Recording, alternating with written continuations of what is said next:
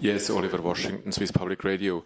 You were talking about some proposal the Prime Minister presented regarding the renegotiation of the backstop. Can you please elaborate a little bit, and can you argue why Mr. Juncker is not ready to take them as a basis for new negotiations? No, I cannot go into the detail of a discussion, which, as you can imagine, will evolve in the next days and weeks. There was discussion, as the statement says, of various options, but I will not go into any specifics. This is a process. This is the context. This is the moment where we find ourselves. I don't. Yes, I do. Yes, I do. First, I'll go at the back, and then I'll come to you. Go ahead. Harriet Lyon, the Press Association. The Labour leader, Jeremy Corbyn, has today sent a letter to Theresa May setting out his Brexit demands, in which he calls for a permanent and comprehensive UK-wide customs union that gives the UK a say over future trade deals and close alignment with the single market. What do you make of the proposals, and whose do you prefer, Mr Corbyn's or Mrs May's? Our interlocutor is Her Majesty's government and the Prime Minister. Yes, I had this. Thank you, Margaritis. I'm Andres Gil from El Diario Spain. Is Prime Minister May happy with the possibility of opening the political declaration, but not the withdrawal agreement, which was the thing she was seeking? Do you think that this will be enough for her to pass the agreement in London? I think this is a question that you should address to my counterpart with Downing Street number 10, not to me. Yes, Georgi.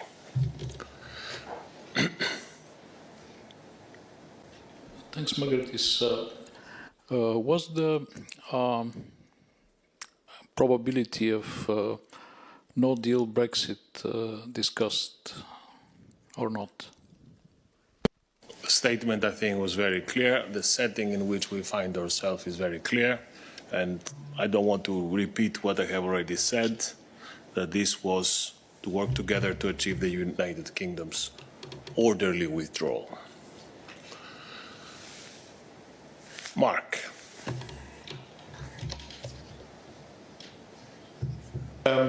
It's because you also said that at the end of February, Mr. Juncker and Mrs. May agreed to meet again.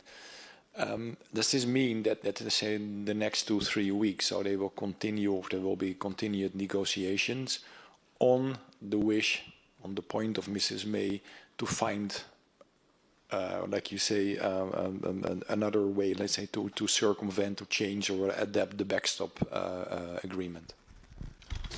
I mean, of course, the fact that the joint statement clearly says that the two leaders agreed to meet again before the end of February, and that Michel Barnier will meet Stephen Barclay next Monday, this clearly shows that this is a process that will continue within the very specific setting set out by the joint statement.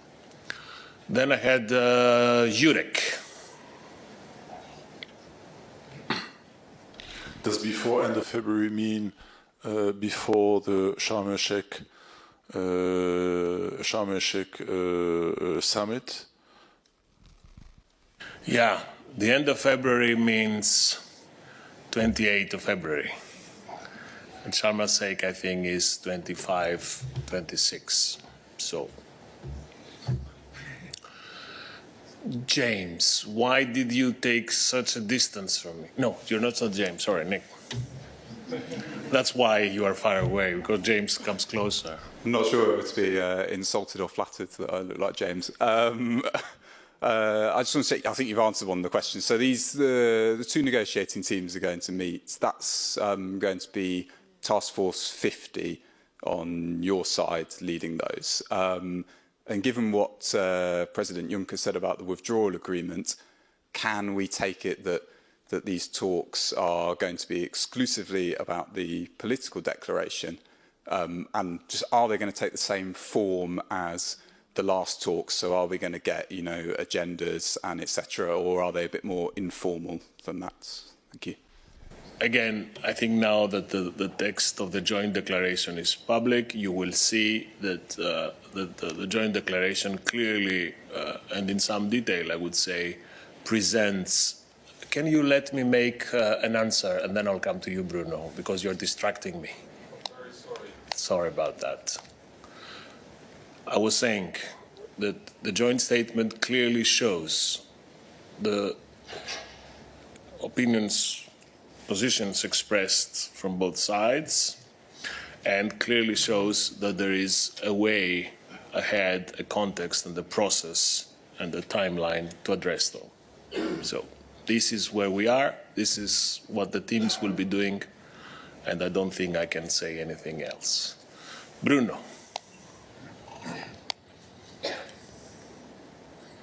Could you when you say teams will hold talks, which teams? Is that Task Force Article 50, or is it Professor Dr. Selmayr and Mr. Juncker's team? So who are the teams? And are these talks a negotiation, or what exactly are they? And when you say in the statement that Mr. Juncker ruled out reopening the withdrawal agreement, does that include adding to the withdrawal agreement? What's the definition of reopening here? I will not interpret anything that goes beyond the text agreed by the two leaders, which I read out to you. What is at stake, I think it's pretty obvious, it's stated in the text, is the next step necessary to achieve the orderly withdrawal of the United Kingdom. Which teams? The teams that have been doing this job for 2.5 years now. For us, the chief negotiator, Article 50, is of course always, has been and will be, is Michel Barnier, supported by all the other services of the Commission that are crucial in this process. And our Secretary General, of course, is part of this, is actually leading the services involved.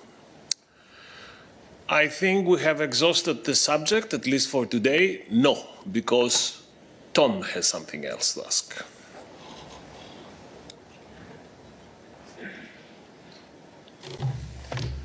Did one of the both, either the Prime Minister or Mr. Juncker, raise the possibility to extend the deadline of 29th of March?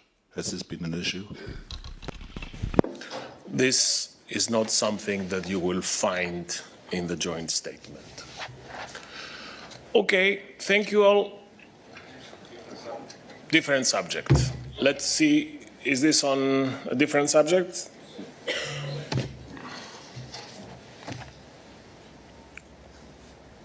It's about semantics. I mean, this robust, the discussion, which side wanted to call it robust and why robust? I mean, it's a little bit unusual. Well, I was sure that that would attract someone's interest. This is something that both sides agreed.